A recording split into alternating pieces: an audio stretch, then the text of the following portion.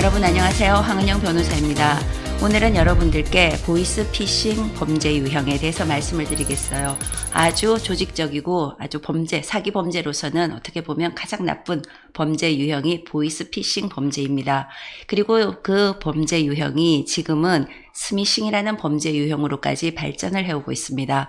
자, 피싱이라는 말이 무슨 뜻일까요? 낚는다는 얘기입니다. 보이스피싱, 목소리, 말을 해서 낚는 거고, 스미싱, SNS를 이용해서 낚는다는 얘기예요.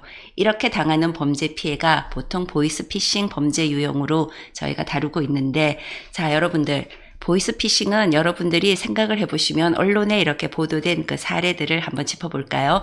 보통은 금융감독원 이런 데를 사칭을 하죠. 여러분들 계좌가 범죄에 이용이 되었습니다. 이렇게 말하면서 여러분들 정보를 말을 하도록 하고 있어요. 세무서도 있죠. 여러분 부가세 환급을 해드릴 겁니다. 계좌번호를 어떻게 해주세요. 이렇게 접근을 하고 또 검사를 사칭했던 경우도 있었어요.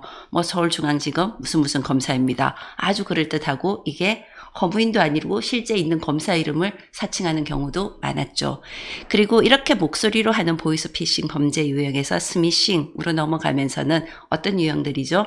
여러분들께 어떤 링크 주소를 보내서 클릭을 하는 순간 여러분들 휴대폰에 저장되어 있는 여러분들의 개인 금융 정보가 다 해킹이 당하는 거예요. 이런 범죄 유형이 보이스피싱 유형인데 여러분 보이스피싱을 범죄를 하다면 이거는 거의 범죄 조직이에요. 사실은 개인이 이런 범죄 유형을 할 수가 없는 거예요. 자, 생각을 또 해볼까요? 제일 먼저 설계를 해야 되는 겁니다. 어떤 시나리오, 아까 말씀드렸죠. 세무서를 사칭하거나 금융감독원을 사칭하거나 어떤 링크를 보내가지고 하거나 설계가 있어야 되는 거고 장비가 있어야 되고 어느 정도 기술도 있어야 되는 거예요. 이렇게 전체적인 범죄 구조에서 최고로 그 설계팀이 있는 거고 중간에 관리를 하는 사람들이 있는 거고 최하부 조직에는 인출을 하는 사람들이 있는 거예요. 카드, 계좌를 모아서 그 계좌로 보내고 그 계좌에서 돈을 빼내서 또 다른 계좌로 보내고 이렇게 되는 여러 다단계 범죄 조직 구조를 갖추고 이들 간에는 점조직으로 되어 있어요. 그래서 사실은 여러분들이 피해를 당하는 순간 제일 먼저 내 돈을 찾기가 굉장히 어려워진다는 구조에 들어가는 겁니다. 그래서 보이스피싱은 당국에서도 여러분들이 사전에 이 피해를 안 당하는 예방적인 거에 매우 집중을 하고 있어요. 사실 보이스피싱 범죄를 당하면 제일 먼저 여러분들은 내 계좌, 내 금융 자산을 어떻게 지켜야 되느냐 이게 제일 중요해요.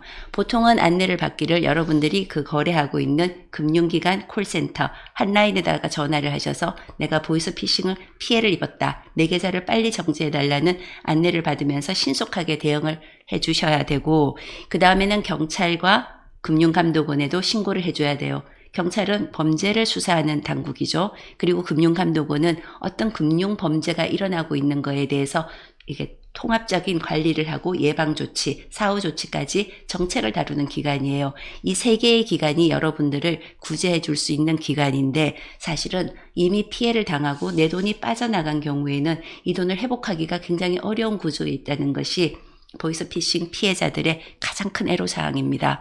보이스피싱은 여러분들이 어느 순간 여러분들의 어떤 그 딱 약한 지점을 뚫고서 들어오는 거예요. 어떤 최근에 있었던 것 중에 가장 유행한 범죄 유형이 어떤 거냐 하면 엄마 나 휴대폰을 잃어버렸는데 여기 대리점이야. 엄마 이것 좀 해서 어떤 거 좀 입력을 해줘. 그래야지 한대. 이게 초기 범죄 나왔을 때 많은 엄마들이 아들과 똑같은 말투, 문자 아니 우리 아들이 휴대폰을 이러면서 무심결에 클릭을 하면서 피해를 입는 이런 사례들이 많았습니다.